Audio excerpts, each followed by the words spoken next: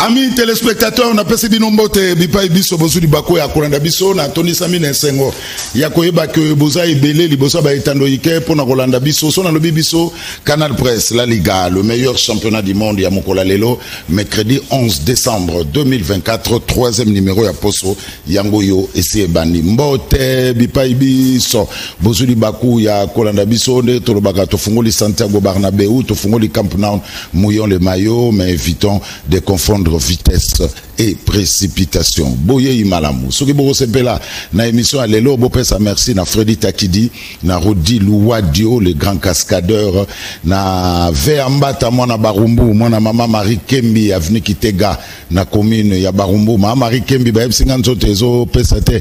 Est-ce que siko ça va quand même mama Marie Kembi? Ba bi siko ça va nzote zongi. Yo il faut ça la po yo pona ko bongisa ba monter ba voiture. Yo nous a makasi mama Marie Kembi tozana besoin na yo. Merci na mama Marie Kembi. Serge Makoso Mbote azana biso na réalisation sous le mboyo mona Équateur Mambenga Pilipili Benda Zali. Merci Nagim pour tous les grands maestros, les sélectionnés français Didier Deschamps Mbote Batata Bamama Bandeko Boye Imalam. Alors joyeux anniversaire, je suis na boya kiango mais batbazoya mais pas photo te tout souhaiter kana munoko. Joyeux anniversaire na Enoch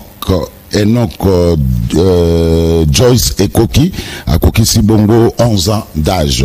Enoch Joyce Ekoki 11 ans d'âge. Joyeux anniversaire. Joyeux anniversaire à Mama Kati Londo ya MLC Moamba 1. Mama Kati Londo ya MLC Moamba 1. Joyeux anniversaire. Mbote Nendeko Raphaël Kalema, le vrai moine ya Barumbu. Raphaël Kalema, le vrai moine ya Barumbu. Veambata moine Barumbu. Apesio Mbote Mingi. Batata Bamama Bandeko, le mercredi, l'actualité est dominée par les discours, il y a état des lieux, il y a état de la nation, il y a chef de l'État. Tout à l'heure, au palais du peuple, le rendez-vous est pris, les congrès, l'Assemblée nationale et le Sénat réunis à congrès, comme chaque fin de l'année, le chef de l'État s'adresse à la nation.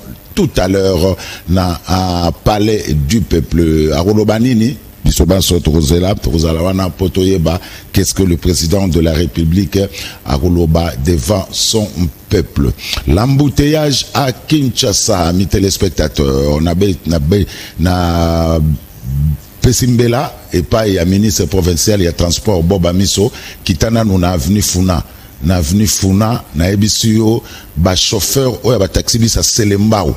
Bazo baluka kaka wana embouteillage to bagi ezape ba incivisme ya ba chauffeur quelque part aussi embouteillage moko OK pena o vérifier ozomona que chauffeur ayeko babenga oni pona kozwa batu bana terme na bango wana pona kozwa batu ba client pona ko bomber voilà pona ko bomber aye atelemi akangi nzela pe azo baluka kaka wana ekomi parking et ezo créer embouteillage ya kosakana te yango tutsengi na ministre provincial ya transport à Kinshasa Boba Miso tozomona ozo kitana ba Carrefour kende na avenue Funa côté ya Somba Zigida yo moko mona incivisme routier ya ba chauffeur surtout ya ba D107 Kabase le quoi na mai surtout bango vraiment bazo créer embouteillage na avenue Funa na côté ya Somba Zikida et ça la magatette tu peux passer 30-45 fois 1 heure de temps ya buzo bakaka ya embouteillage wana ya ba chauffeur ya ba D107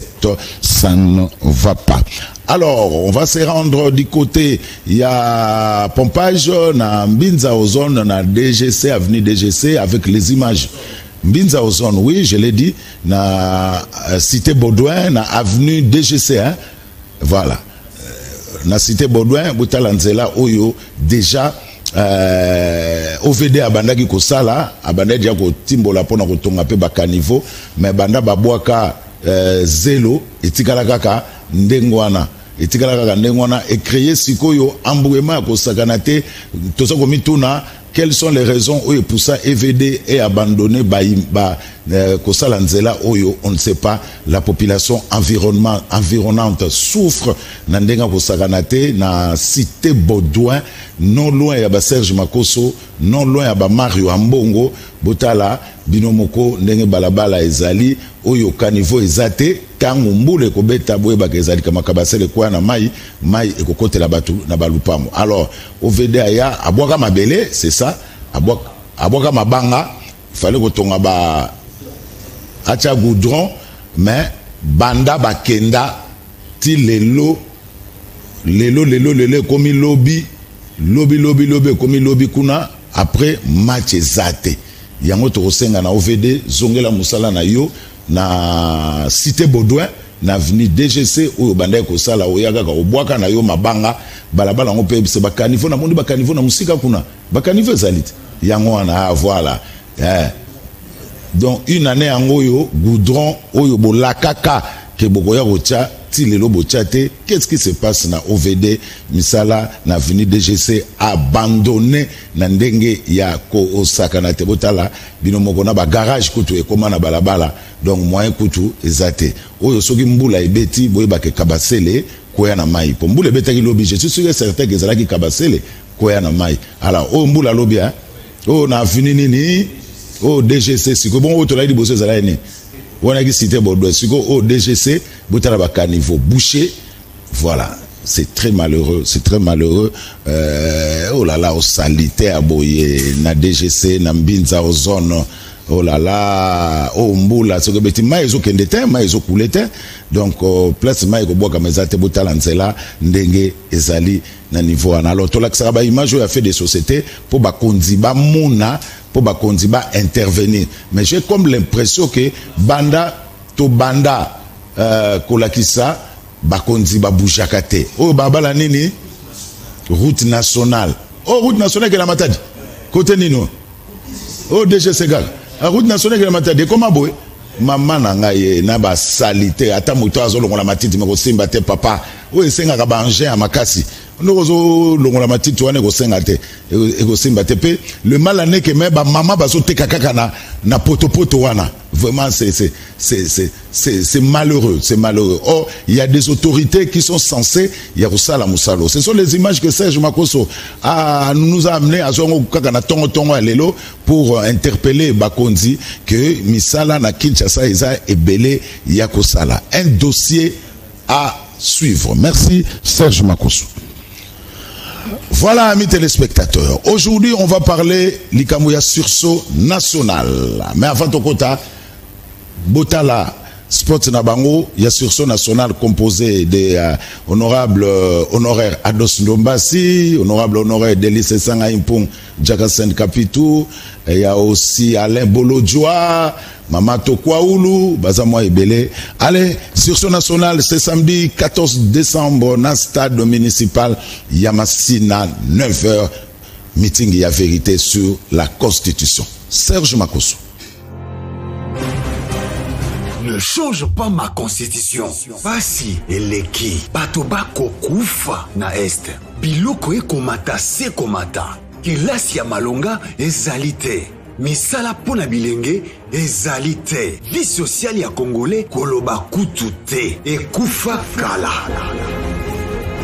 Kasi ndeko Tshisekedi na lingomba na ye balingi ba changer constitution pour ba pesa ye 3e mandat pour atika la seko na bokonzi. Alatina sursaut national abengisi biso banso na meeting ya vérité mokolo ya samedi 14 décembre 2024 na ngonga ya 9h na terrain municipal ya Masina. Balobi constitution oyo esalami na mboka ya bapaya pe na bapaya.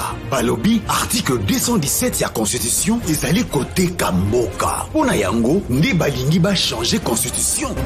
tolobi biso banso congolais yaka kolala te toyoka vérité pe tobundela ekolo na biso. Constitution te ezopekisa bango babongisa mboka. Constitution te ezotinda bango badetourne misolo ya leta. Constitution te ezopekisa bango bapesa misala na bilenge. Qui est celui-là qui va m'interdire, moi, le garant de la nation, à ne pas faire ça? Congo eza bien privé en motomoko te. Toko changer constitution te, asi toko changer ndeko Tshisekedi. Biso banso. Elongo na sursaut national, tokuta na mkolo ya samedi 14 décembre 2024, na ngonga ya 9h pour la meeting ya vérité na terrain municipal ya Masina. Le peuple gagne toujours.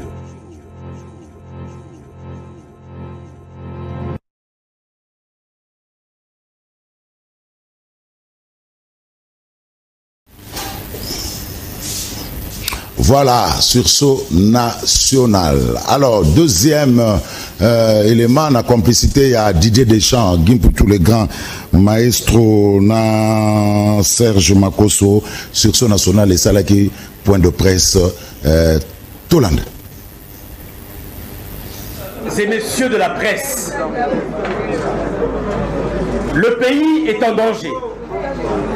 Monsieur Tshisekedi et son régime d'incompétence, caractérisé davantage par des détournements, la corruption et la jouissance dans une insouciance totale de la misère de notre peuple, tiennent à demeurer au pouvoir et s'obstinent pour y parvenir à exécuter leur projet funeste de changer la constitution du 18 février 2006. À bout d'arguments, après son mensonge impudent perpétré à Kisangani et à Lubumbashi dans une truculence sans gêne, M. Tshisekedi emploie désormais ses acolytes pour propager la désinformation, l'intox qui s'élève contre son plan de coup d'État constitutionnel. Tenez, c'est depuis le 9 novembre que nous, Sursaut National, avions annoncé notre programme de la tenue d'un meeting dans le district de la Tchang pour communiquer avec les Kinoises et Kinois au sujet de notre combat contre le changement de la Constitution et un troisième mandat pour M. Tshisekedi. L'hôtel de ville ainsi que toutes les autorités compétentes en sont informées. Toutes les formalités sont remplies à tous les niveaux pour l'organisation de ce meeting le samedi 14 décembre au terrain municipal de Masina. Curieusement, le régime de M. Tshisekedi s'est arrangé à programmer le meeting de leur camp ce même jour, dans la même zone, à proximité du terrain municipal, alors que les responsabilités ne sont toujours pas établies autour de la violence que nous avions subie à l'occasion du tracting organisé à la place Victoire, et beaucoup d'autres actes de menaces et d'intimidation sont enregistrés par certains de nos cadres et militants. Le débat qui engage le pays aujourd'hui est celui de la fin du second et dernier mandat de M. Tshisekedi à la tête du pays. Il cherche désespérément à le voiler en le contournant derrière les élucubrations et des mensonges pour manipuler l'opinion et demeurer frauduleusement au pouvoir par coup d'État constitutionnel. Devant la mise en garde sévère qui s'exprime partout au pays, il tente de combler le déficit de son argument par l'argument de la force.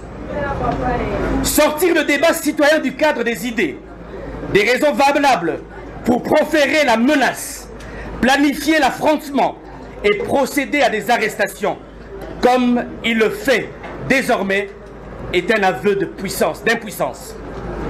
Rien ne peut aucunement faire reculer le peuple congolais qui tient au respect de la Constitution et des règles démocratiques. M. Tshisekedi peut rêver, comme il est permis à chacun de rêver. Mais le Congo n'est pas un bien familial. Son pouvoir s'arrête en 2028, pas après. Il n'aura pas un troisième mandat. Les Congolaises et Congolais ne lui laisseront pas une seule minute à changer la Constitution. Nous allons nous dresser face à lui jusqu'au bout, pour le respect de la Constitution et son départ sans condition en 2028.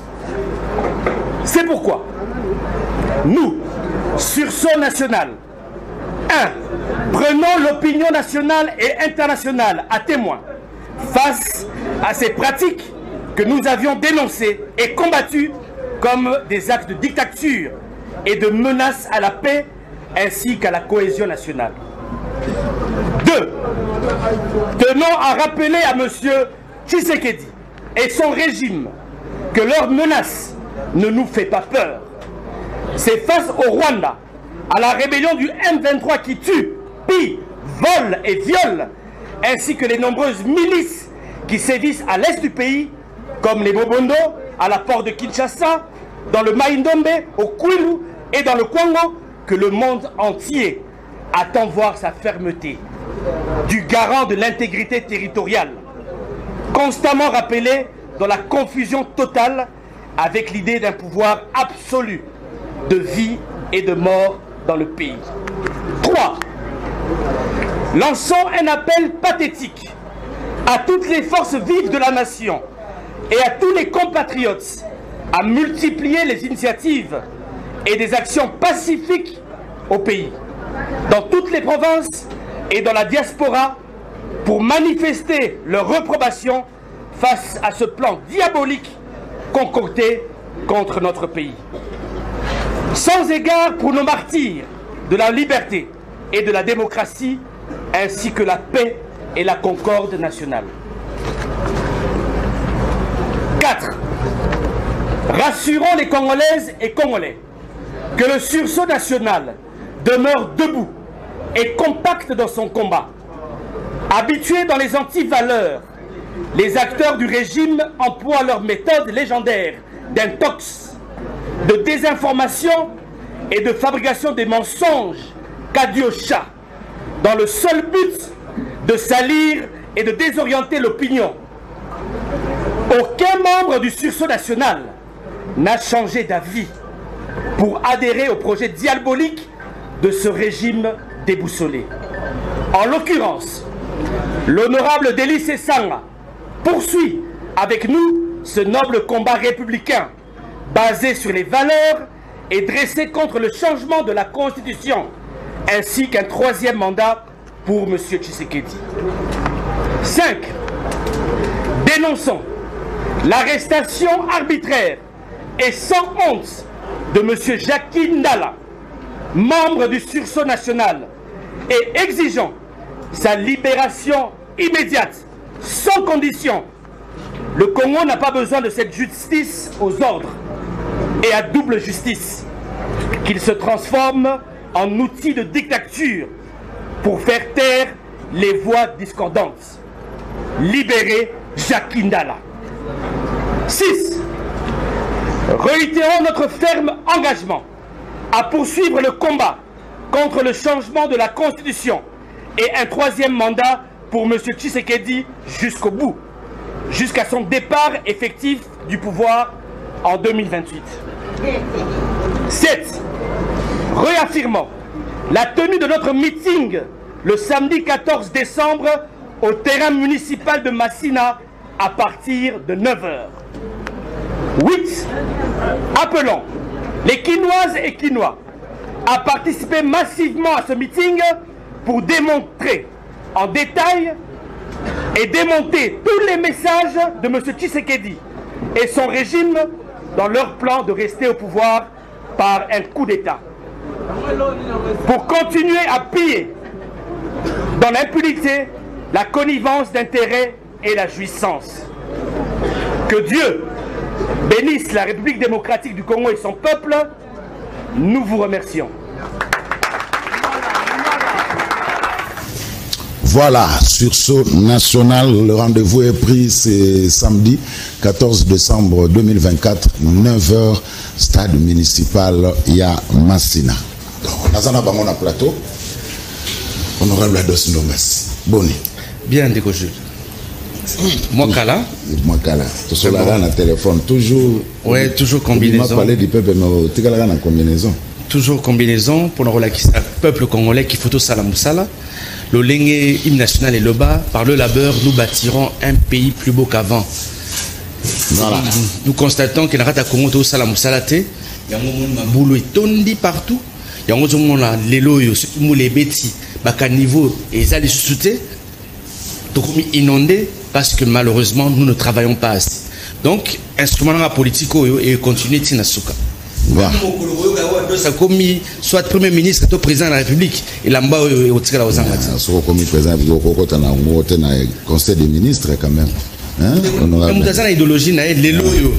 Le président ukrainien, c'est par rapport à la crise du pays, c'est par rapport à la situation du pays.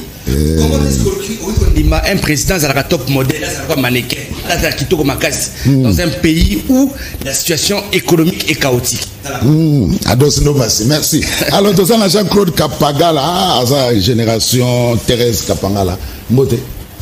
Faut le bamakasi ya batwazo lando de partout.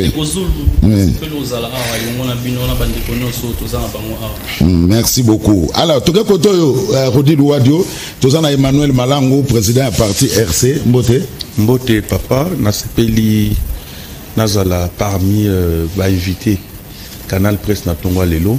On a précisé pour na bandeko bazolanda biso bao baebi section nationalité, section nationale plateforme politique où ils ont mis en place pour lutter contre le changement de la constitution le 18 février 2006. Alors tout est mis ensemble na bande au peuple congolais, y compris parti Moussousouna, quelques mouvements citoyens pour dire non au coup d'état constitutionnel au Yonde Tshisekedi alinga sala na mboka.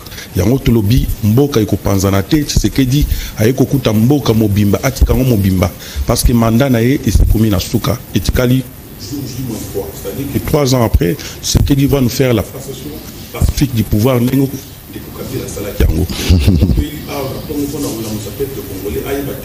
Section nationale a elongo na peuple poto bunda kitumba oyo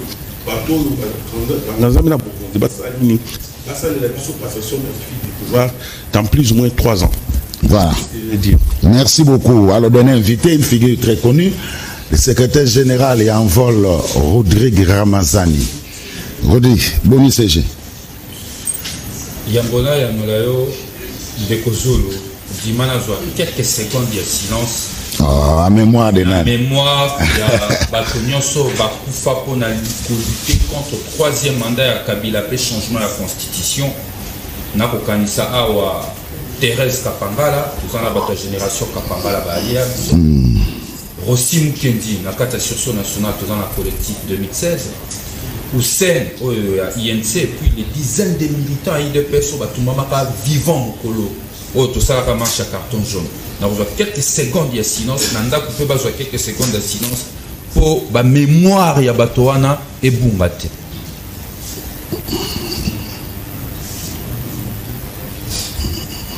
Merci Ndeko Zulu. Parce que sur son national, Tozali Ndenge, président Emmanuel Malango Tsolobangwawa, Tozali Lisanga, yaba patriote, Oyo ba décidé côté les ba traître. Parce que le Congo ezali n'habite ennemi balé. Bato bazali ba traître, bali ko trahir ba mémoire, ya bato nyonso ba bunda. Ba telemela likambo changement à constitution, wana ba traître parce que lelo bango ba ko luka ko pesa Ndeko Tshisekedi du 3e mandat. Et puis ezana ka ya ba patriote. Ba patriote o ba moni traîtrise wana ba koki kondimate. Ba décider ko ya ko répondre à un appel, il y a sursaut national. Ba patriote wana moni bango bazana kati ya sursaut national, ba patriote wana ba ko telemela likambo 3e mandat o Ndeko Tshisekedi ya koluka ata kwa kokoka ko gérer mboka te. Donc lisanga oyo esengela ki na biso très important yamboto to bandana no émission oyo penda ndenge to ko banda lelo to ko lubela makambo meeting ya le 14 décembre na stade municipal ya Masina esengelaki to commémorer lisusu mémoire ya bato bonso bakweya likolo ya lutte oyo ndeko Tshisekedi azongisi biso lisusu lelo. Voilà, merci amis téléspectateurs, voilà les décors. Jado Kalombo, ouais. Ndeko Zulu les a débattu yambi bango pour quelques minutes. Non, ils sont là jusqu'à 10h45 minutes. Donc émission Mobimba. Ils ont bango moko Jado. Hein? Olandinga. Merci beaucoup. Je crois que Nazana Batouabouania, Batamaël, Honorable Dombassi, CG Azali, Ndeko Jean-Claude, Ndeko Emmanuel, on va parler sursaut national. Constitution, changement, taux, révision à la Constitution, Bango Baboui, Torti Kalawana. Pas d'attaque personnelle, pas d'injure, pas de vie privée. Sur tout ça, voilà la règle du jeu. Alors, Nabanina Honorable Ados Ndombassi. Sursaut national. Idée on a pour créer un mot. Non, et ça dit d'abord, Nicolas passe où est l'équipe Nakatia Congo. Passe l'équipe Makassi. Je pense qu'aujourd'hui, Nakatia République démocratique du Congo, passe Congolais, Toyo Provence soutien. Nzala, embouteillage, sur le plan économique, c'est une catastrophe. Mais au-delà de tout ça, au lieu que pouvoir en place et trouver ma solution, na makambo ya mabe zo salamana kata Congo, les gens se sont décidés de toucher la constitution de Bisso, où ils allaient livre moko sacré, que nous devons absolument respecter. Tant que Monique Bazali incompétent, qui n'ont aucune qualité pour mieux gérer la République démocratique du Congo. Mais les lobes n'y pas cause sa peuple congolais, que ceux qui makambozo bongati na kata Congo, et ils allaient l'icolo et la constitution, et qu'il faut changer cette constitution. Nous sommes décidés de nous mettre ensemble. Comme Ndeko Emmanuel l'a dit tout à l'heure, bah, tu as un parti politique, bah, tu as un mouvement citoyen, bah, personnalité politique indépendante, bah, responsable moussou sur le coup là, Jean-Claude Katende, il y a Azado, tu as Florimond Mouteba, il y a Odep, tu as la maman Bernadette Tokwaoulou, tu as la maman Batou Ebele Bazali, Nakati, il y a sursaut national. Mais aussi, nous sommes un cadre d'expression pour la jeunesse congolaise. Oui, bah, tu es honorable. Bah, tu vas participer parce que kuna to yebanité biso to zabata mike biso nakata sursaut national to yambaka batu nyoso ozalo yebanité kota nakati ya sursaut national. Combat na biso aujourd'hui, c'est de dire non, bien sûr, qu'au changer constitution na bisoté ndeko Zulu lobby na tamboli na moi côté ya Lemba na tamboli moi funa lobby na Erambula hey. C'est une catastrophe. Kinshasa est une catastrophe aujourd'hui. Mais quelle est la solution qui est trouvée? Il y a un problème il y a inondation. Parce que c'est pas comme si qui a monté. Qu'est-ce qui a été réellement fait pour trouver solution à l'inondation répétée au Tozanango? Balabala et ça est sous-souté. Partout, maboulou na maboulou. Mais au second, on a bazongo wanzama, bazotia makasi na bango pour basimba livre sacré na biso aux ali constitution. Donc tolbi boy. Les incompétents n'ont pas le droit de toucher à ce livre sacré, surtout de changer la constitution.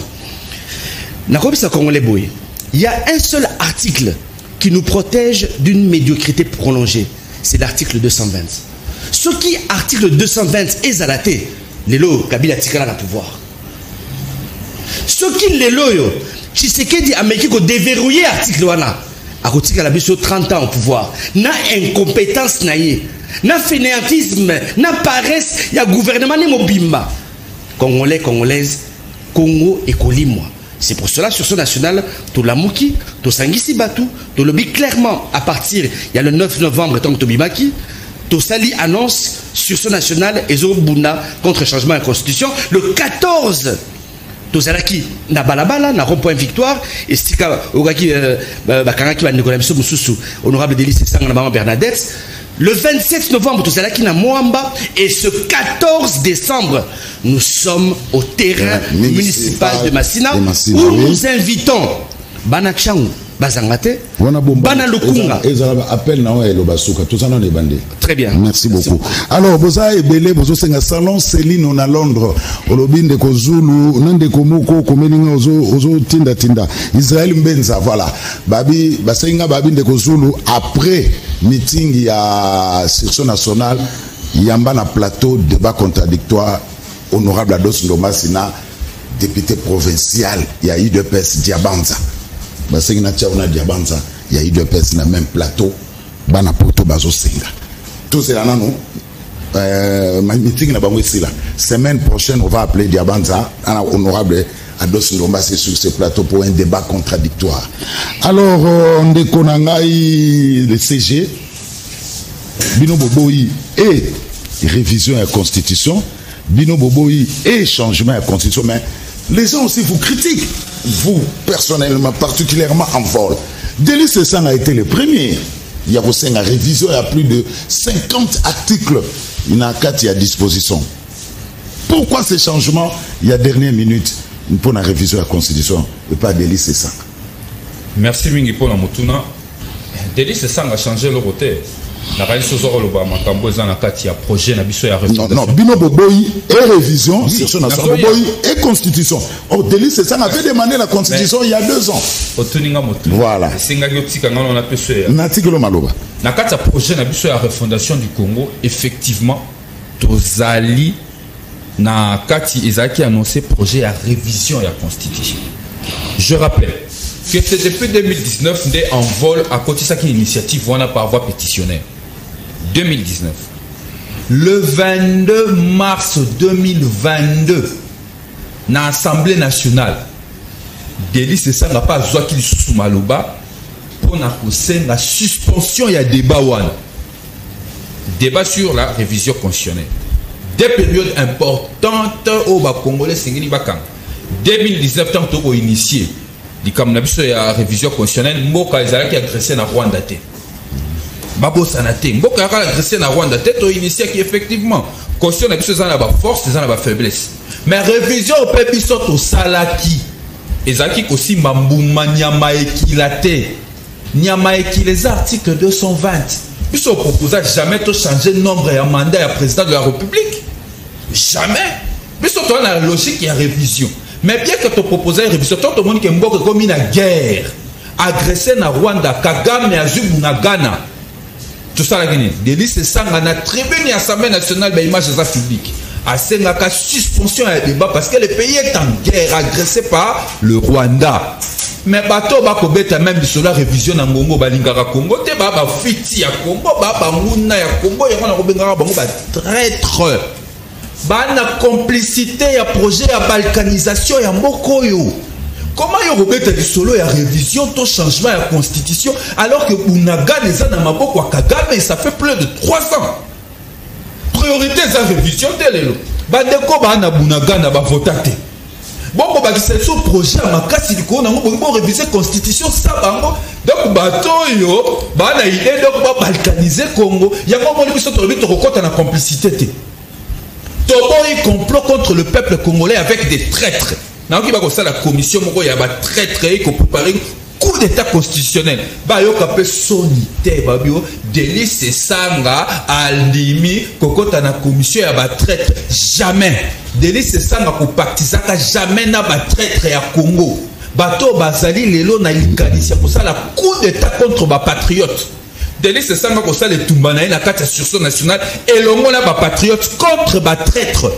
Traître Zalika ya Tshisekedi ba la commission ya coup d'état constitutionnel. Donc confusion zalate. Tant biso to initié qui projet na biso mboka zalaki agressé na Rwanda te. Et puis projet na biso révision constitutionnelle et simba ki ba nombre ya mandat ya président de la République était. Delis Sessang atikala jamais koloba yango. Mais la révision est constitutionnelle. Oh, on est un article 218 ça. La révision constitutionnelle, mais toute question à révision constitutionnelle appelle à l'opportunité. Yebisanga lelo, nécessité zanito réviser constitution Bunaga na maboko Kagame.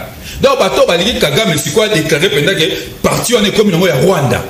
Yango ba kokosaka Congolais moni article 217 et le bito kaba etatia ya mabele na biso. Parce que ba sa ba complice balkanisation. Ndeko Tshisekedi na ba postolo na ye ba komi na likanisi ba balkaniser Congo et loko lumu ba dénonçaka dans le monde de Tshisekedi ndalinga réaliser. Alors biso na kati en vol et si tu as une mesure par rapport à projet wana tu le vas pas option que réviser le conseil de mateta kembo que zali agressé na Rwanda.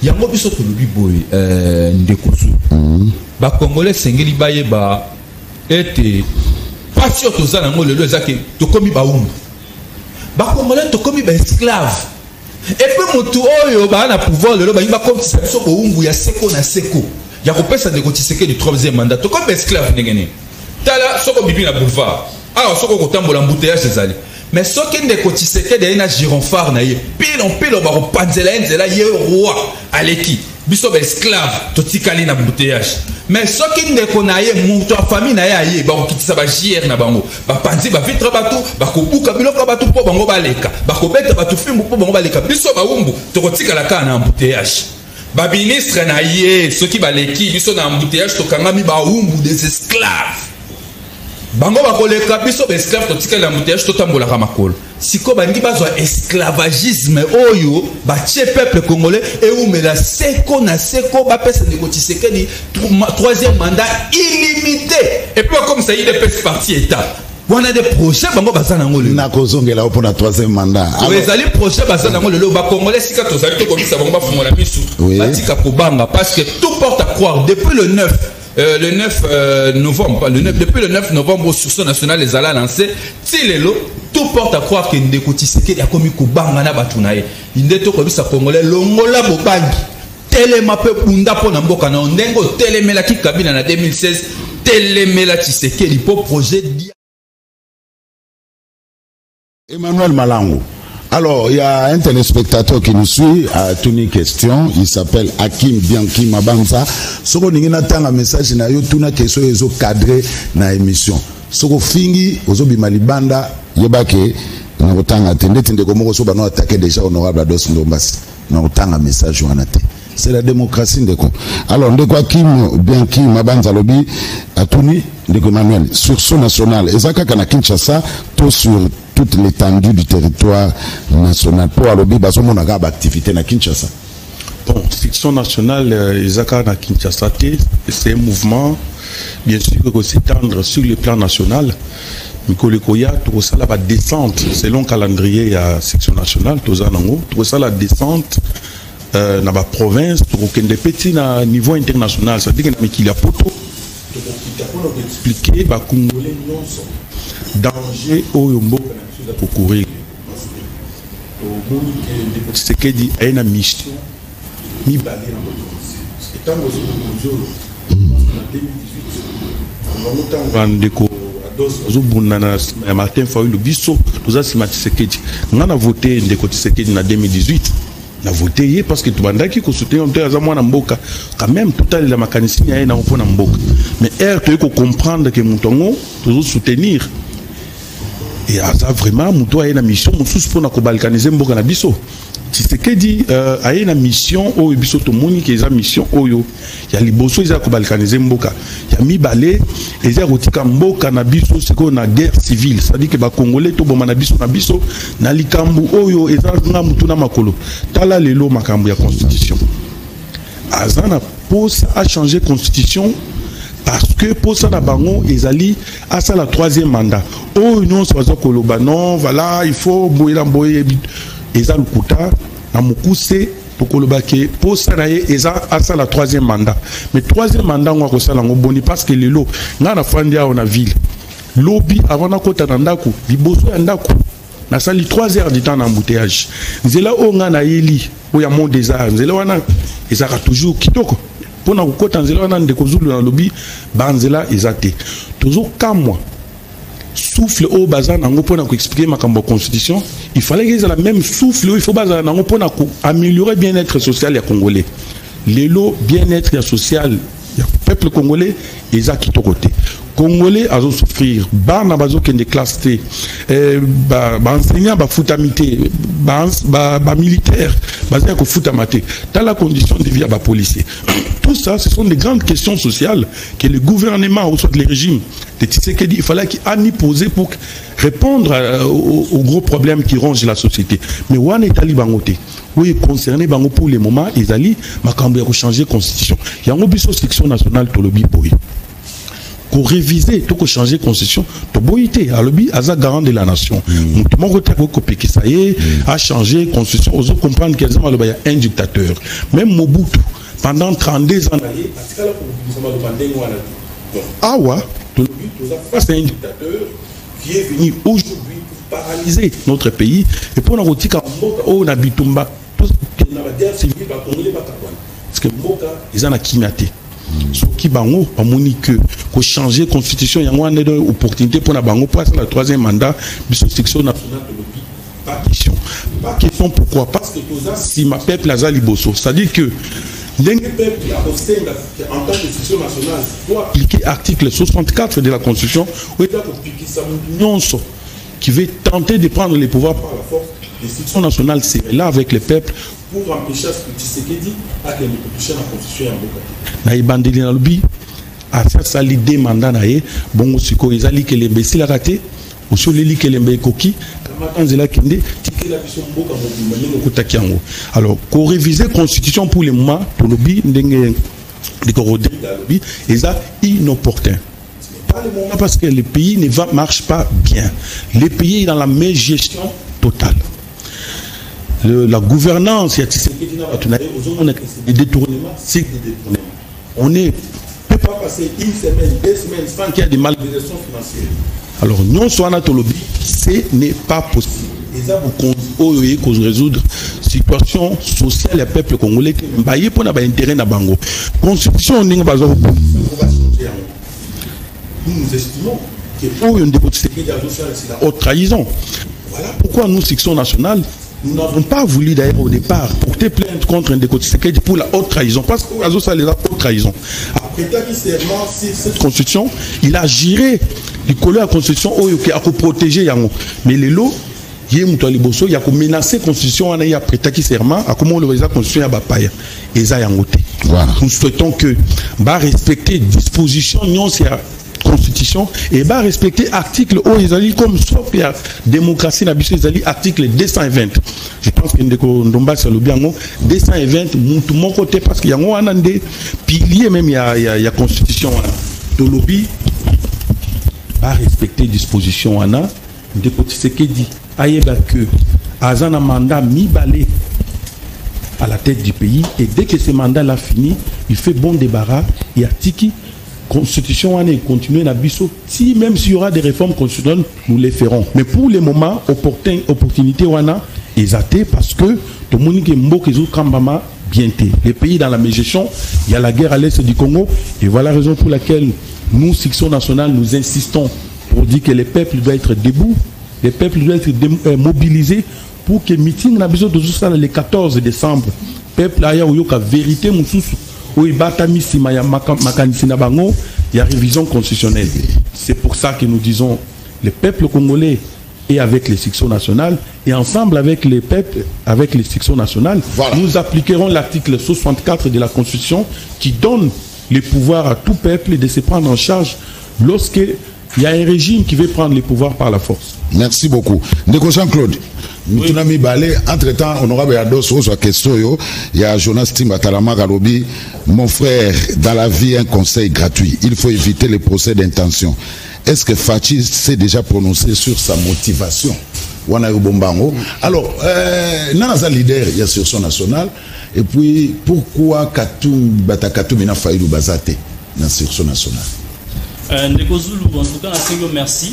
Mais au départ, permettez-nous na banda pour la présentation d'abord au Yanga.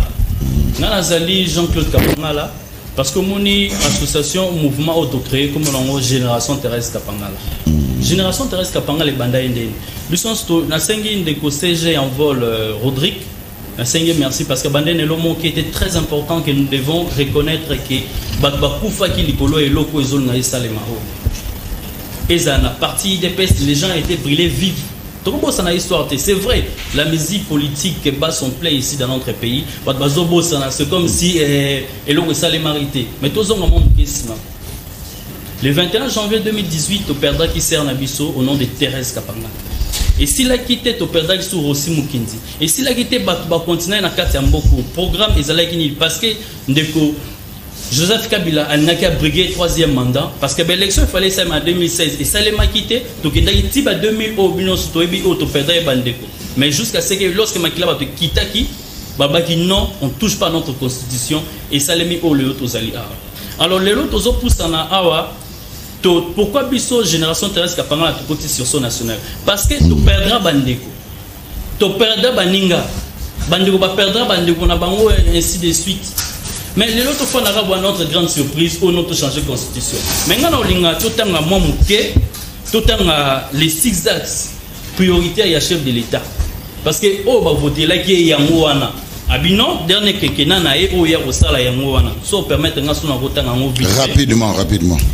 Les 6 objectifs du nouveau mandat de Félix Tshisekedi sont les suivants. Yali Bosso, créer plus d'emplois. Yami Balé, protéger le pouvoir d'achat des ménages et stabiliser le taux d'échange. Troisième, assurer avec l'efficacité la sécurité de la population et leurs biens. Poursuivre la diversification de l'économie.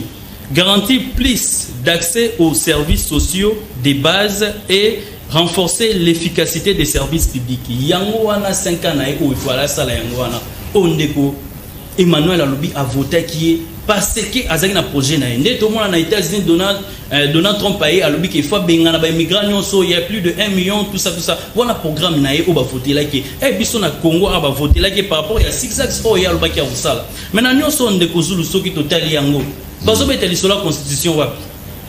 Surtout ce cas de na bloc lobby c'est très important so ko sala ngo ngeza la bien peut-être on va tous à la beauté tous sangala parce que section nationale les alliés club des amis club de y a pas parti politique mais ça club y a pas patriote tous en ba parti politique tous en ba mouvement citoyen tous en la personnalité politique OK ba non c'est trop surtout que peut-être na création d'emploi non na tout na moi na fanda na télévision yoka oh non tu donner 1 million d'emplois à la jeune. Mais parfois, moi, je me dis, la ville de Kinshasa compte plus de 20 millions d'habitants, selon l'estimation 2020.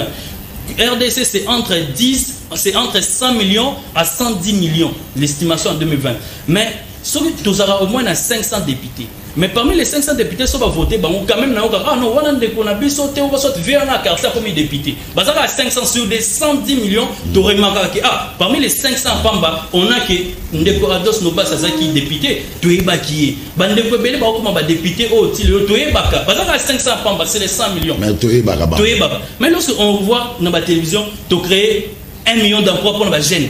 Tu as 5 millions d'emplois pour la jeunesse. Mais moi, je suis jeune. Mais tout le monde a emploi à monter. Ni baninga, bato fana na ba quartier, tous vivre ba situation où y a beaucoup cannabis, embouteillage, na histoire beaucoup cannabis ezala na noté. Mais tout le monde a nyonso na emploi, tout le monde a té, mais au cas que on ba engagé qui bat ou soit ba comment engager bat na ba parti politique na bango au biso tozalité peut-être c'est ça.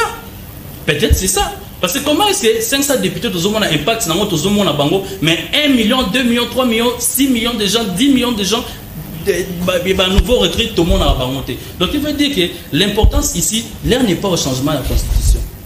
En tout cas, je ne pense pas. Parce que que l'histoire en Bokanabiso, Bunaganda, c'est déjà 3 ans.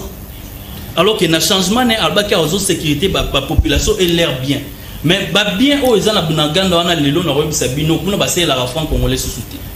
Bande bona ba voter kita toko épargner ba on paye na teke to lukano to récupérer na mboka wana. C'est comme si le pays est stagné. Mukolo tozo beta kaka campagne changement de constitution. Vous allez voir même la première ministre, elle était une fois au Canada, parce que c'est comme si ça rien n'est pas mutomto qui na ndenge yo qui ne kuna na Canada parce qu'il y a bête qui solo que non boza na Canada changement de constitution parce que la nationalité de Congolais est exclusive alors que le système là toko devrait il faut changer de constitution. Non, il y a certaines choses c'est et vous torosu quand même sur la révision de constitution et c'est tout. Mais lorsqu'on veut changer la constitution, surtout dans l'État où je pense que c'est une manœuvre politique, je pense que c'est l'eau comme sous Balimba Sala au biso to éviter. C'est pour cela biso la génération terrestre Kapangala et l'on a sur son national to bike ba o ba okota na manœuvre wana pona basala s'arranger déjà parce que Mess déjà a dit bazo bongama déjà ba s'arranger pour na ba lobake oh non et voici batu o ba yokani ba changer la constitution batu ya maele ba changer constitution non va to benga bangonde ba traite. Voilà, alors, nous avons un leader. En tout cas, dans la situation nationale, le leader Bazali est belé. Keba n'a de 7 patrons de langue à langue à Stars. Non, en fait, ici, il aurait fait ça à la leader. Ici, ok, ici, Tozali vraiment un style, il y a leadership. Oui, biso un style, il y a vision. Tozali la vision moko. Et ça qui on ne touche pas à notre constitution. C'est pour cela que moi, on a administré un support de communication visuelle, on qui est simba, mais comme opposité. Allez, les oppositions, pourquoi absence à Batafaye, Luna Katumbi? Absolument, certes, tous ans la carte opposition, mais ils appellent la famille, non? Mais parfois, ni aussi ne peut perdre. Parfois, sur famille peut-être n'a fait c'est battre sur la famille Bayaka, mais ils ont un objectif que chaque famille a se prononcer. Biso tozela qui te que ndeko Félix Tshisekedi atambula ba province non se pona bandolobela makambo ya constitution. Biso tozela qui biso to mona ikaka lorsque déjà bandaki on a vu la Kisangani où c'est très important dans l'histoire ya constitution. C'est pas pour rien pas pour que vu la Kisangani a banda campagne parce que biso to bi ponani. Alors on est à partir wana biso déjà to bandaki. Bande mususu ba ko rejoindre biso peut-être plus tard peut-être bazana on a ba émotion mais toujours voilà, merci honorable Ados Nomasi, vous avez une question parce que monsieur ça interactif. Pourquoi vous avez prêté Fatima Intention Mabe? Il n'a jamais parlé des troisième mandat. Honorable Ados Nomasi. Nakata Congo. Pourquoi vous mettez Chari à valider? Bisogno Sotoyebi. Oui. Que l'UDPS bazaba manipulateur. Monsieur Tshisekedi est un manipulateur. Toyebi bien. Maloba Kabuya, Yangone Maloba Tshisekedi. L'union sacrée, l'UDPS surtout, a été claire par Kabuya. Ils ont traité cette constitution de maudite. Une constitution maudite, malédiction, tout ça. Déjà Maloba Ana, Sokebi Marana Mounora opposant, je pense qu'elle est en prison héros. Mais comme Eza Kabuya, lui il peut dire des bêtises, des insanités, ça passe. Il n'y a pas de souci. Donc, du fait que Maloba a déjà, et Bimina Kabuya, et intention à Félix, il y a comme ça peuple, que non, on a un nombre de mandats, on a forme à l'État, Binon Neborozoa décision, c'est déjà le fait qu'il nous prouve qu'Aligné a changé de constitution. Donc, nous n'allons pas en faire confiance, bien sûr, à M. Tshisekedi. Parce que nous savons aussi que l'union sacrée, Bazoka Mabiso, bien sûr, dans le Kuta. Tshisekedi, Azoka Mamboka, dans le Kuta. L'intelligence est créative. L'intelligence est productive. Malheureusement, au monde, la maïl n'a pas de Congo et Botara et l'autre. Mais quand Botara tout le temps qu'au Soana, nous avons énormément de problèmes. Lélo Nalanaki hier, le ministre d'État à la Justice, qui dit à l'aisement qu'il va Koulouna Tobano Pandre Bango Toroboma Bango. Mais attention, les premiers Koulouna tués, ce sont ceux qui sont au pouvoir, ce sont les ministres, ce sont les DG d'entreprise qui doivent être exécutés. Parce que Bango n'est pas en sorte que Koulouna wana ya mike mike bazo salate. Aujourd'hui les loyo, pourquoi il y a le Koulouna Narata Congo, même si nous sommes contre Makamo Salamaka, mais pourquoi il y a le Koulouna? Et ça l'oisivité, le manque de travail. Mais qu'est-ce que Tshisekedi a proposé à ces jeunes depuis qu'il est au pouvoir? Rien. Mais tu apprends que 400 millions ont été votés. Tu sais, j'étais au Parlement. J'ai fait des propositions, 10 propositions de loi. On a déposé à la Parlement qui pouvaient donner du travail à des jeunes. Aucune n'a été adoptée. Pourquoi? Parce que les gens sont là à protéger leurs intérêts. Et Tshisekedi d'aujourd'hui, cette initiative de changer la constitution, est ça en faveur à peuple congolais? Non. Et ça en faveur naïe. Le Koulazan a besoin de virginité morale-électorale. Alingako Sabiso, non, on va révisionner la constitution. Oh non, on va changer, mais la routine à la pauvreté. Toyebi Kasali Moutalukuta, alobara vérité té. Biso Nakati à Parlement. Na 2021, Tshisekedi a continué à Parlement. À l'objet n'a député national, sénateur, que la République démocratique du Congo va acquérir 8 avions. Au moins 8 avions. Au moins 8 avions dans le Congo. Il nous a parlé d'escarmouches. À la moindre tentative, je vais attaquer les Rwanda. Mais les loyaux, il se dit garant de la nation. Papa, garant de la nation. Et bon, aujourd'hui, nous avons 126 localités. 5 territoires touchés. Est-ce que nous sommes encore un État? Est-ce que nous sommes encore une nation? Est-ce que l'institution congolaise Nini et personne ne peut le dire. Donc nous pensons aujourd'hui que le plus important, c'est de trouver solution à la guerre qui se trouve à la partie est du pays. Ça, c'est d'abord la première des choses. Embouteillage. Aujourd'hui, en République démocratique du Congo, à 3 heures du temps. C'est comme si vous écoutez avion, au Lomoué, Kinshasa, ok, Dar es Salaam. Ça n'a pas de sens, ça n'a pas de sens. Donc je pense qu'aujourd'hui, il faut que ce pouvoir d'incompétent, Balouka, trouver ma solution pour les Congolais. Autre chose, j'aimerais aussi penser en ce moment à toutes ces personnalités politiques qui sont en prison. Premièrement, je pense à Jacques Ndala, qui est un membre du sursaut national. Nazo kanisa Jacques Ndala, Oazali membre ya sursaut national. Oyo azalaki abusé na kati ya bakasho aner, toyokaki mwasi moko aleki na ba réseaux sociaux na ba médias a confirmé yango. Nous sommes le seul pays au monde. Le violeur ou la violeuse, je ne sais pas, le commanditeur du viol est arrêté et la victime aussi est arrêtée. Ça n'a aucun sens, Ndeko Langaï. Donc nous pensons aujourd'hui que Ndeko Oya, ministre de la Justice, Alouka, s'il vous plaît, Azongisa Jacques Ndala n'a pas droit naïe, Atikaye Azala libre. Nous pensons aussi à cette Kikouni. C'est Kikouni qui est en prison Makala aujourd'hui. Nous pensons à Mike Mukebai. Mike Mukebai qui est le prisonnier personnel à Tshisekedi. Mike Mukebai, Mona Wapi, Moutazo qui est 2 ans en prison sans procès. C'est pour cela que je vous dis, au moment où il dépasse, et c'est là qui escroquerie totale. Mike Mukebai en prison sans procès. Et Tikalaman Kosalate. Mais nous pensons aussi à Jean-Marc Kabound, au Azali, ancien, il y a eu des pestes qui est aussi un prisonnier de M. Félix Tshisekedi. Voilà, n'a pas CG Rodrigue, mais il y a quelque d'amis pour nous. Traoré Moussalabine de Kozulu, tout le monde Azolingate va changer de constitution.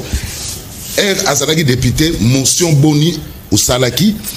Abi les corbeaux et les renards. Ce qui Azalaka député Siko. Aringaka soit position.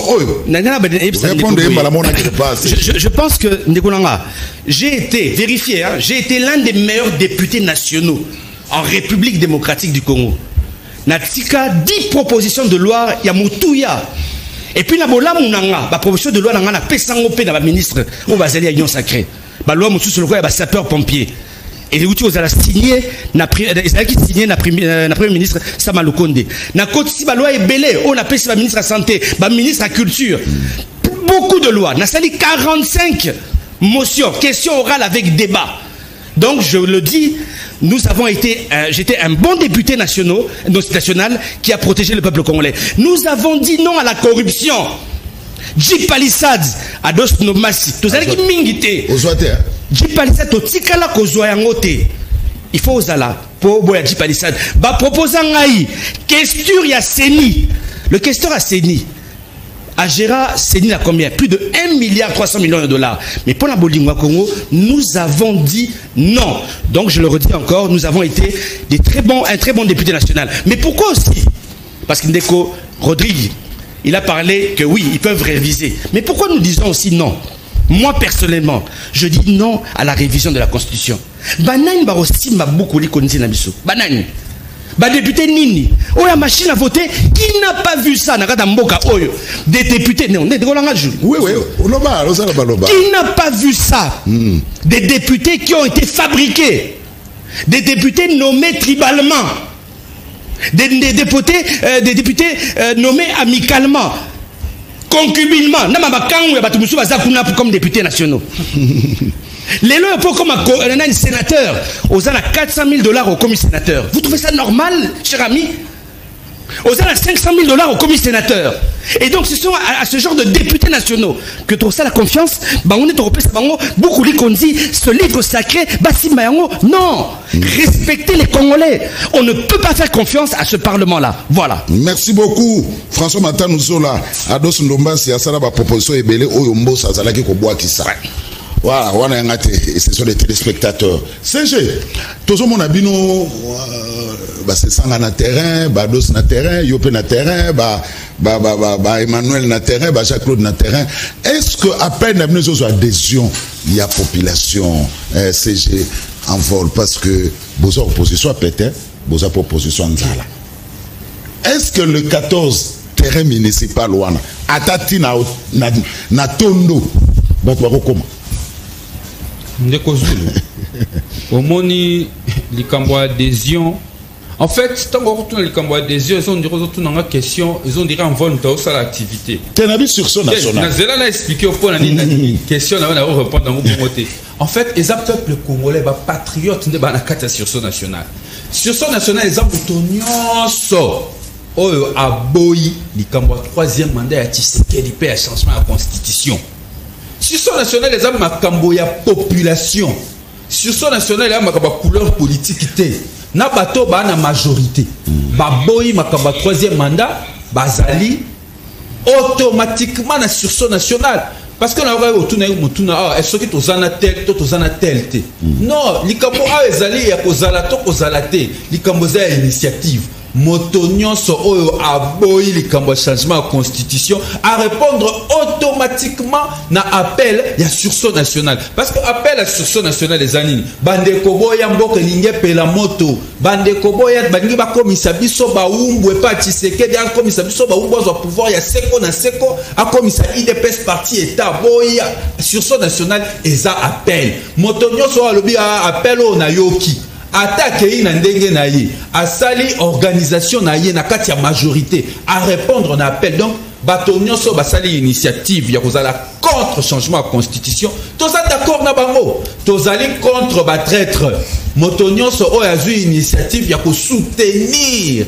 changement de constitution pour l'Europe Tshisekedi du troisième mandat za traître biso ba patriote toza contre donc les comme na eux adhésion automatique adhésion à la population na yo moko na koza contre ata oza mopatisa ngokoloba na ote to tikeli liberté na o ezali neutralité na yo mais yebaka que le faire ozala contre ne kozana ndako ozana sursaut national ezali na likambo te ko ezali likambo ado ezali likambo sesanga ezali likambo oyo moni bakapanga na ba likambo sursaut national na bande kwa Rossi Mukendi na biso même na sursaut national famille Rossi Mukendi baza signateur ya sursaut national.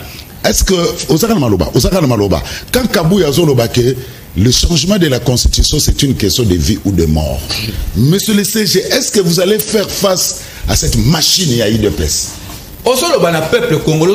Non, moi je vous pose la question tant qu'invité. Est-ce que vous allez faire face à cette machine à IDPS? Parce que Kabou allait dire le changement de la constitution. En réalité, c'est une question de vie ou de mort. Non, Rana Touni, CG, il y a un vol membre de la institution nationale.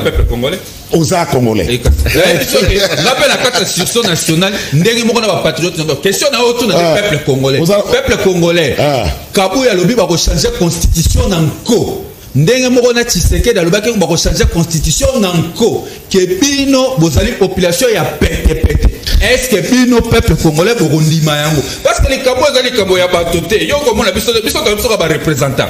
C'est les 100 millions de Congolais qui sont contre le camp ya traître. Voilà. Donc, la face na sesanga, mais bon ça des faces na peuple congolais. La face na alternative 2028. Ça des faces na peuple congolais. Donc, le 14 on patriotes, démontrer que bazali contre les Kambo yanko parce que les Tshisekedi n'ingor ça canaille. Il y aura canaille à lobby on a Lubumbashi. Qui va me refuser, moi, le garant de la nation? N'a changé constitution en cours. C'est ça. Alors, on va changer constitution en cours. C'est le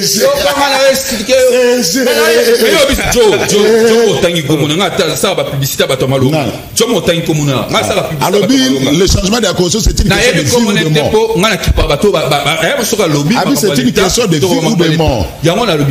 Bato ba beta masoba association nga beta lisolo la république bato ba osola ora ba association bato malonga te na kipa bango te njoba no tangi comme mais ba ko la peuple kongo ba osala na nko po azimbongo à l'état ba kasi que police eza ya bango ba somba yango Tshisekedi pe na Lubumbashi lobini to ko changer constitution na nko ponga na garde de la nation lolendo ngo pe kitisa lolendo ko c'est la peuple population souverain. Le souverain, c'est garant de la nation. Garant de la nation, vous êtes incapable de protéger l'intégrité territoriale. Garant de la nation to zelonde, garant de la nation to zelayo, o bongisa social ya congolais, c'est quand to zelayo moi, lolem nango papa bo kitisa. Bo kitisa lolem, bo ko wela ngona na. C'est kitisa lolem, peuple congolais bo la kitisa ko. Peuple congolais ko la kitisa ko likona ba bakiselo kanai. Merci beaucoup. Boto na kabila na 2016. Ndanga wa peuple congolais bo longa ko banga. Merci beaucoup. Ko banga pesa la te. Peuple congolais sengeli na yo otelema okunda pona mboka na yo parce que ndeko Tshisekedi alingi a changé constitution, a renversé ordre constitutionnellement établi, alingi ça la coup d'état constitutionnel parce que pour changer constitution c'est le marquant la révolution. Sans révolution on changer constitution té tabola mikilino so bisika ba changer constitution ezala à la suite d'une révolution. Donc ndeko Tshisekedi alinga sala biso ko à l'exception que ya nganzama na pouvoir parti na yo comme parti état. C'est pour dire que peuple congolais otalanga ondima yango. Voilà. Moi la bisi ba peuple congolais boy. Les 14 mot de la fin na Obomba. Les 14 discours il y a vérité. Na rozonga pour la mot de la fin. Emmanuel Malangu. Voilà, atano so maloba ndeko muka esinga eside na Irlande. Eside na Irlande soutient initiative de sursaut national. Voilà là, c'est monsieur Lolo Lohuna. Voilà, maître ndeko muka lobi opposition babandi koki mambango avant match banda. Mais alors soki match bandi, beaucoup ça a déjà essoufflé. To lobby boy, je n'ai pas autant dit. Non, IDPS to lobby est un coquille vide. Ah, vous avez dit que est-ce que vous allez faire face à la machine à IDPS? Dans Banzi, bisous sur le texte il y a Jean de La Fontaine. Jean de La Fontaine, Azali, écrivain, a commis un texte belé, les corbeaux et les renards et tout. Mais au bisous qu'il y a texte on a lobbying. Tout flatteur vit aux dépens de celui qui l'écoute. Bissot, tu comprends que ce qu'il dit, c'est un flatteur. Et au bas, je pense que Ndekozulu Ebi que Ndekonabiso en 2018 a déposé dossier na époise de la candidat président de la République, même le diplôme n'a qui contesté. Oui, que Ndekouana a tangi classe à Malou. Non, il faut qu'on aille, s'il te plaît. Restons dans l'analyse, s'il te plaît. Restons dans l'analyse. Tu respecter les règles du jeu. Nous sommes en direct, s'il te plaît. Voilà. Côté dans la classe, c'est important. Tolobi Boy, section nationale. Section nationale, ils allaient mouvement où ils ont réuni les Congolais. Dans le lobby, même dans la poto au niveau national, tout ça, Mbandaka, qui s'engage toujours Kende, pour expliquer les Congolais. Mais à un meeting, il y a le 14 décembre, je pense que dans quelques jours, tu bengi les Congolais aïa pour comprendre le message de la section nationale, tu bombi pour parce que tu comprends que Mboka est en danger de Kouzoulou. Biso Tolobi Boye. Toujours prêter intention de la Tshisekedi qui a modifié la constitution pour assa la troisième mandat. Mais Tolobi, tu comprendre déjà la faillite na bango, tu comprendre déjà que le régime moko a laissé aller, raison pour laquelle tu as besoin de discours que non, tu as commission et qu'on siège dans le mois de janvier, biso section nationale Tolobi ensemble avec les peuples, commission wana de Tshisekedi a zone ngatia dans le mois de janvier et qu'on siège parce que tous les peuple pour empêcher à ce que Tshisekedi ensemble avec tous ces gens qui l'entourent qui veulent aujourd'hui faire le coup d'état constitutionnel va réaliser projet wanate parce que commission wana musala na bango ezaleni et qu'on a pour obéir na ba mot d'ordre Tshisekedi a repesa bango bosala boy yango ne ba ko sala bato wana ba ko lia mbongo pour que ba ke no sala sale besogne yango to lobby ensemble avec les peuples commission wana ko CGT to boyi ni révision ni changement à la constitution parce que to lobby est à opportunité toujours la souffrance ya peuple na biso lelo toujours la lelo population ceux qui mboule bêtes je pense que lobby va tous être témoin ndenge ki chasse mo ezindi toza na situation moko catastrophique mais ce qui régime o yande ko Tshisekedi depuis ba na bokonzi 6 ans yango et loko ni malonga peuple azui loko moroté la population en plus continue à couper dans la misère. Nous pouvons ici circuler au centre-ville. Maintenant, toujours Kitaba Tchangou, toujours Kende Banga Babanin. L'autre fois, moi, j'étais dans un coin de la ville, les destins. Mais j'ai y appelé de Kozoul. Situation, on a yangoté. Nos frères, nos sœurs ne peuvent pas vivre dans des conditions précaires comme ça.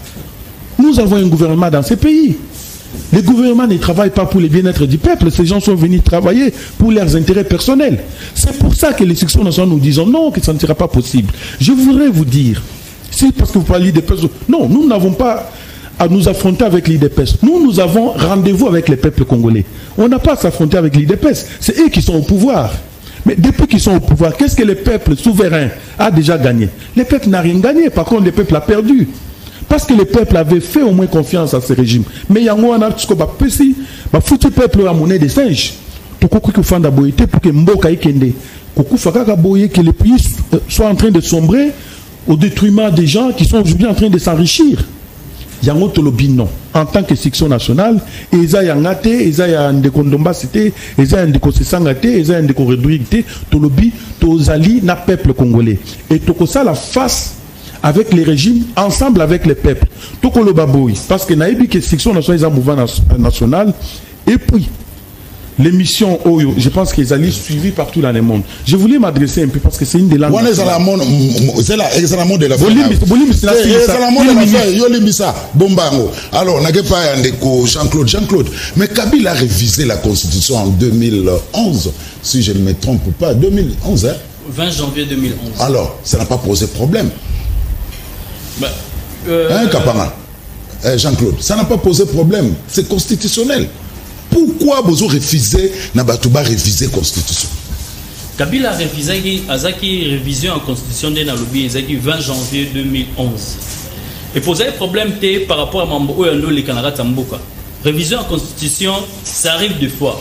Et c'est pas ça normalement juste au niveau de l'Assemblée nationale, tout ça. Mais il y a des changements en Constitution.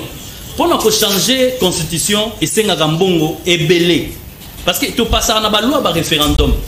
Dernier référendum, et Salema en février, je pense que Salema en février 2003.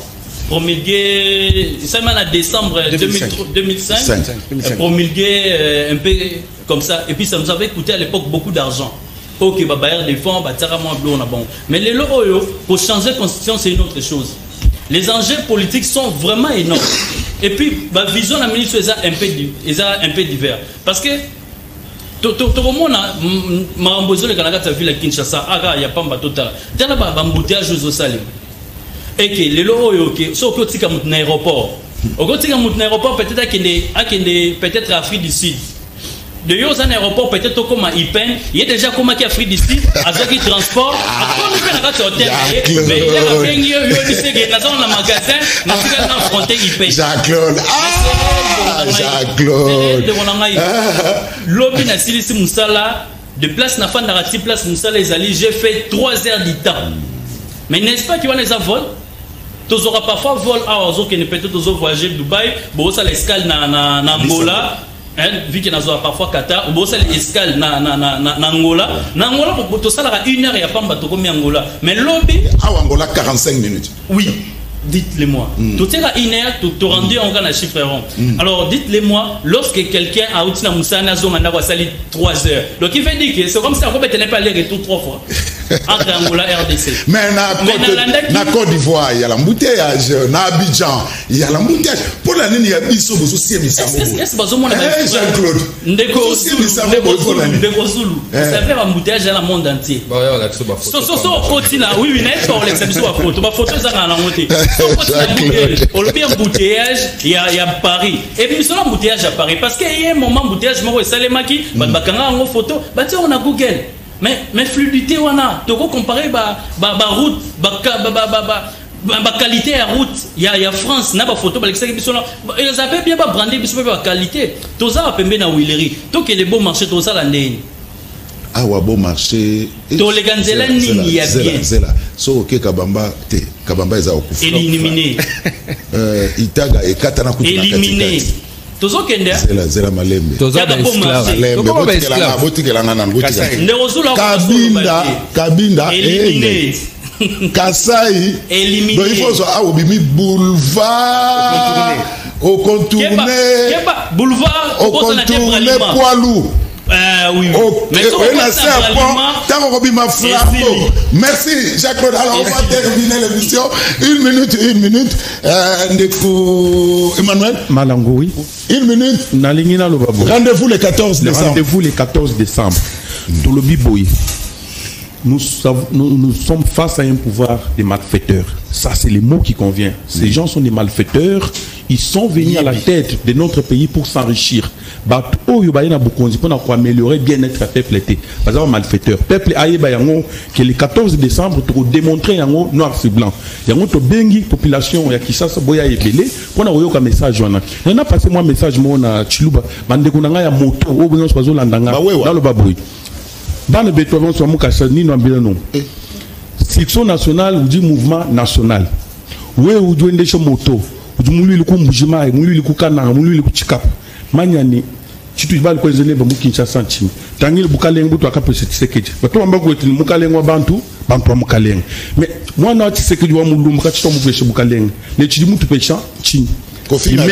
Ni même profiter des pauvres autres ni même s'il te plaît toi toi la muluba wa bo traduit bisambo azate toi ba tu ne tout souffrir mo Kinshasa dans la nationale quand tu as le mbukalenga 6 ans tu vas peut-être tchachi kasa yinkaf kana ngankaf mujima kana mamboji quand on est en tongoto les lots tout les section nationale ou dit meeting les 14 nous devons des choses moto nous dit gagne lors du meeting de la section nationale voilà tu dis message manen à tout bas coup le basé tu sais que du coup dans Kujik toi nous disons basé toi les meeting à basé tu comprends alors Deko Kapanga Jean-Claude alors une minute mot de la fin Nassiri sana gênant honorable d'accord biso génération Thérèse Kapanga les kamamina ngai onazal elongona bino ndeko na bino Jean-Claude Kapangala à travers Section nationale européenne sa meeting na biso ya ba jeune nyoso ba accompagner biso parce que Section nationale ezaka ka combo mais na simana ko za peuple ce sera pour la première fois peuple akoloba face ya ba mensonge na ba promesse o ebele tozoyoka awa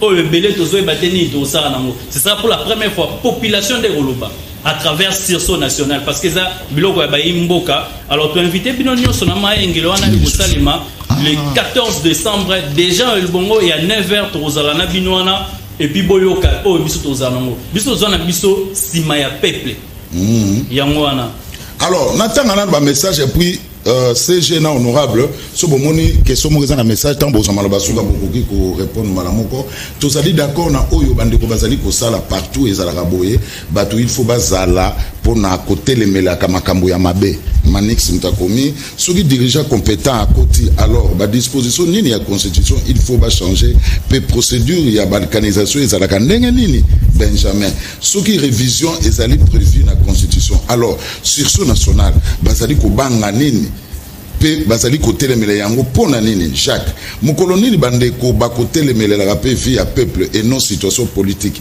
pour lelo bazotelemela la constitution kasi peuple te pe ba intérêt na bango moko kaka koko mutakomi na lingina eba sursaut national musala na bango ezali ya kotelemelela kaka changement ya constitution to bazali na vision mususu soki constitution ezali changer bakosala nini pe but principal na bango ezali nini Christian sursaut national ezali ba parti mingi esangani mingi ya opposition kasi pona nini batu ya décider na ensemble bazali te na kati kabele na tunaki question na non constitution na biso ezali na posa ya changement et non révision pour mabe ezali makasi na kati na yango il faut babongola nyonso Cédric na lingina tuna pour na kokota na sursaut national il faut que ça la ndenge nini tozali ebele tolingi to sadere CG to bana aussi son nom.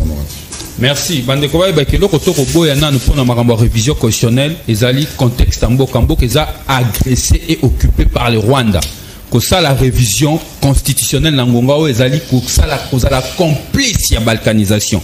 Donc ba très très haut boko ka ba ka yana débat wana ngongo mboka 3 ans Kagame ako liambo solo mboka ko yiba ba minéraux na biso balingi ba balkaniser mboka ba salela ba accord ba signer na Kagame yango ba na si ba kokuta na Angola ba kosola ka makambo wana bozala na ekenge yami sato sur son yami balé sur son national ezali lisanga ya bana mboka équipe couleur te na bato majorité na bato opposition société civile na mouvement citoyen bango nyonso ba bianga mi ba kokota na kata sur son national loleli ngeni na kokota na sur son national ezali kaka le fait ya koboya déjà ce qu'on dit appel au que oboyi makambo ya 3e mandat pe changement de constitution aux à la majorité, aux à l'opposition, aux répondre à appel, il y a sursaut national. Si quand ils appellent Mokanda, ce qu'on lobby au signé appel. Appel les alliés au bengi na ba contact na kasi na sima émission soit un décondomba sur kozwa to web so OK na www.sursaut-national.com au kotikuna au signer appel wana automatiquement aux alliés engagés les alliés ouverts na bateau nyonso na kasi na leno na quelques mituna mususu ndeko ndomba sur ko ya manena web ça na ba congolais bolandaki depuis likambo oyo ya bodzabolo ebandi na ndeko Tshisekedi na Kisangani lokuta na Kisangani lokuta alobi lokubuki lokuta constitution ya étranger comment mal ya étranger lokuta aye na Lubumbashi a posté sous article 217 côté ka etati ya mboka lokuta akei sous na Kalemie bisi ba jeune que non musale ko pesa mate lokuta lobami mingi dès le 14 décembre peuple congolais ba patriote bakolo ba vérité sur balokuta nyonso o ndeko Tshisekedi alobi et kozala mbala liboso peuple congolais ba patriote ba répondre ba traître ba discours il y a manipulation ba traître discours il y a lokuta on va terminer on a ko manipuler sika ou le 14 décembre na stade municipal ya Masina sursaut national ba patriote ba koya ko sukola lokuta nyonso po ba sabino vérité ndeto bisi ba patriote boya ba yike koyoka discours ya vérité. Merci beaucoup. Honorable honoraire Ados Lombas. Ndegonanga Zulu, oui. En tout cas merci beaucoup pour l'invitation. Merci beaucoup. N'a dit déjà que Kalamingite bana Kisangani babongama na mois de janvier to koyawana et sika Tshisekedi abanaki le kutana ye to répondre et kuna na Kisangani. Mais ndeko nangla ipsupeli kamoro avant notre émission. Quand je vois la République démocratique du Congo aujourd'hui na monara deux mots. Embouteillage na kuluna. Mais so tali bien. Embouteillage yango ekota na ba vie na biso. Ok, na maternité, congolais a beau en embouteillage. T'as la désorganisation et ça, la maternité à l'état congolais. Mais t'as l'appel au Lengeni Bakundera congolais, qui est dans le cimetière à congolais, qui collé embouteillage. Mais quand t'as les lots de transport en commun, embouteillage. Qui est dans l'école à l'état congolais, embouteillage. Qui est dans l'université, embouteillage. Qui est dans l'aéroport, embouteillage. Qui est dans la commune, dans bureau à l'état, embouteillage. Mais qui coule la paix? Kuluna ezali wapi na ba politicien bandi policier azo sala biso kuluna okina bureau à l'état document à $5 ba pension à $30 kuluna yango wana okina bureau à l'état na hôpital à l'état na mama emo au lieu de foutre à $20 on fout $100 qui kuluna yango wana. Donc aujourd'hui nous demandons au peuple congolais totika fanatisme totika tribalisme ba incompétent locaux la Félix Tshisekedi il faut ba longwa le plus rapidement possible. Tu le dis clairement. Ce qui Tshisekedi a micro Simba a changé la constitution la biso, tu vas utiliser l'article 64. C'est-à-dire opposition a pété. Tu le dis clairement. Mais papa, opposition a pété. Mais dans le biboui, kasi opposition a pété. Il ne peut pas dire bango ba mesana na vie. Mais au bino bo sala bango baza déjà habitué. Mais dans le biboui, opposition on a pété. Ou alobaki yanzala, opposition des façades. Mais tant opposition en haut des façades yanzala, azo s'organiser, azo tinane pour nini. Azoti na demia pour la nini, azoti na ba policier pour la nini, azoti na armée pour la nini. Le 14, oui, je te parle. Le 9 novembre la Fatima, batine biso police. Le 14 novembre, bakangi honorable Sesanga na maman Bernadette Kwaolo. Le 27 novembre na Brompoint ngaba, batine biso police, ba police, ba sala nini, beto sala mo salate. Et puis autre chose, nous dénonçons la provocation et l'union sacrée. Le 14 décembre, Bissoto Sengaki autorisation depuis 3 semaines à peu près. Ben voilà, provocation et union sacrée. Ba mususu bazo sala ba meeting, mususu bazo sala ba marche. Tozui communauté nationale internationale à témoin. En cas de décès, batu ba kufi, bokoye baba nani ba salisi yango. Pour la rencontre à l'instruction nationale, bah oh bah intéressé va participer le 14 décembre. Na sope Sabino numéro nangai personnel. Beaucoup melanga la WhatsApp. Je pourrais vous orienter comment nous allons nous organiser pour la meeting à le 14 décembre. 099 99 11 972. Na bandeli 099 99 11 972. Beaucoup de sur WhatsApp, tous allez sur Facebook, il y a Sursaut National, Twitter Sursaut National, Ndeko Rodrigue tout à l'heure à tout temps nani www.sursaut national Sursaut National, beau signé comment on appelle pétition Nabiso. Donc 099 11 972. Beaucoup de Nabiso, Tozo et Labino le 14 décembre, Namasina, Banachangu, Lukunga, Moamba, Dinisusu. Funa. Toya est belé à partir de 9h juste. Merci beaucoup. 5 secondes, CG. Nana dénonciation au sala parce que président sectionnaire n'a pas à Luka. Monsieur Merdi Manzengo.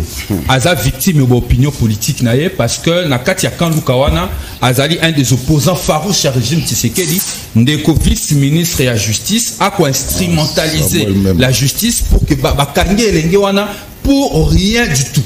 Alors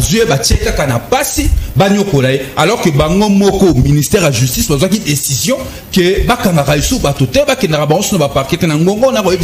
Merdi Manzengo, leader Yakaluka, un jeune qui a moins de 25 ans. Mais pour nous,